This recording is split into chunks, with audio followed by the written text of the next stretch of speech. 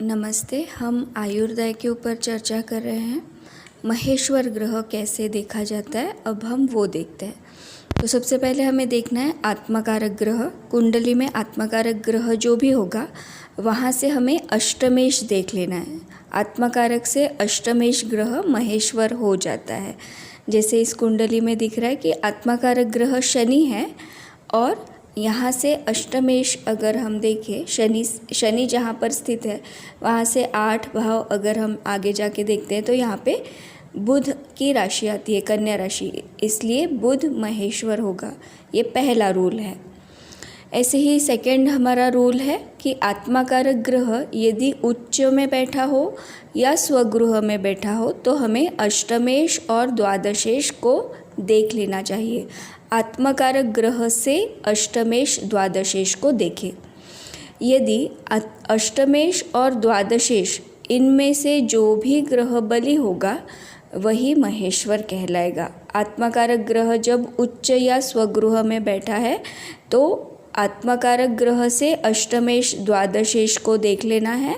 उनमें से जो भी बली होगा वही महेश्वर हो जाएगा। जैसे फॉर एग्जाम्पल इस कुंडली में हम देखते हैं कि आत्मकारक ग्रह शनि अपनी उच्च राशि में बैठा हुआ है और शनि से हमें अष्टम और द्वादश भाव देख लेना है। तो शनि जहाँ पर बैठा है वहाँ से हम अष्टम भाव देखें तो यहाँ पे पंचम भाव आ जाता है और शनि से द्वादश भाव नवम भाव आ जाता है।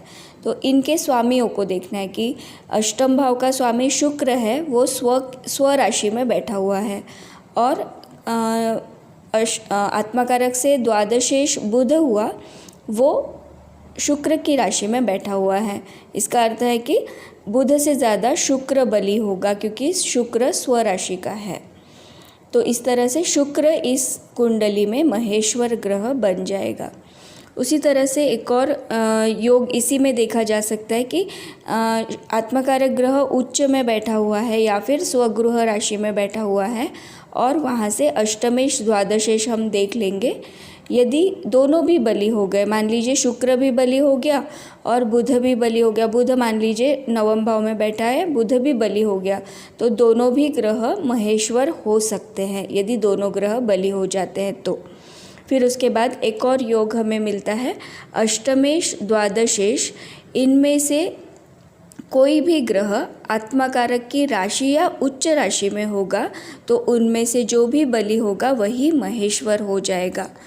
पहले हमको क्या करना है, अष्टमेश द्वादशेश देख लेना है। आत्मकारक से अष्टमेश द्वादशेश देख लीजिए। तो यहाँ पर हमें आत्मकारक ग्रह दिख रहा है इस कुंडली में हमें गुरु आत्मकारक ग्रह दिख रहा है। यहाँ से हम अष्टमेश और द्वादशेश देख लेंगे। तो गुरु नवम भाव में बैठा हुआ है, यहाँ से अष्टमेश बुध हो जाएगा और गुरु से द्वादशेश शनि हो जाएगा। तो बुध और शनि इनमें से कोई भी ग्रह यदि उच्च में बैठा हुआ होगा या फिर बली हुआ होगा, अब राशि में बैठा हो या फिर उच्च में बैठा हुआ हो तो वो भी क्या हो जाएगा, महेश्वर ग्रह बन सकता है। तो यहाँ पे हमको शनि दिख रहा है जो द्वादशेश है, आत्मकारक से द्वादशेश जो है वो अपनी उच्च राशि में बैठा हुआ है, तो शनि यहाँ पर महेश्वर हो सकता है। इसको हम एक और तरीके से देख सकते हैं कि गुरु की राशि में जो भी ग्रह बैठा हुआ होगा अष्टमेश द्वादशेश में से, या फिर गुरु की जो उच्च राशि है इसमें यदि कोई अष्टमेश द्वादशेश में से ग्रह बैठा हुआ होगा तो वही महेश्वर ग्रह कहलाएगा। उसी तरह से एक और योग हमें मिलता है कि आत्मकारक के साथ यदि राहु या केतु हो तो फिर आत्मकारक से षष्ठेश जो ग्रह होता है वो महेश्वर हो जाता है। तो सबसे पहले हमें देखना पड़ता है कि आत्मकारक के साथ राहु या केतु है या नहीं। तो इस कुंडली में हम देखते हैं कि आत्मकारक ग्रह चंद्रमा है, उसके साथ राहु है।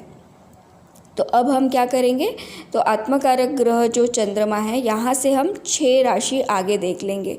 तो यहाँ से हमने 6 राशि आगे देखा तो यहाँ पे वृश्चिक राशि आ रही है। तो वृश्चिक का जो स्वामी है अर्थात मंगल, वो महेश्वर ग्रह बन जाएगा। इस तरह से हमें महेश्वर ग्रह कैलकुलेट करना पड़ता है। Thank you.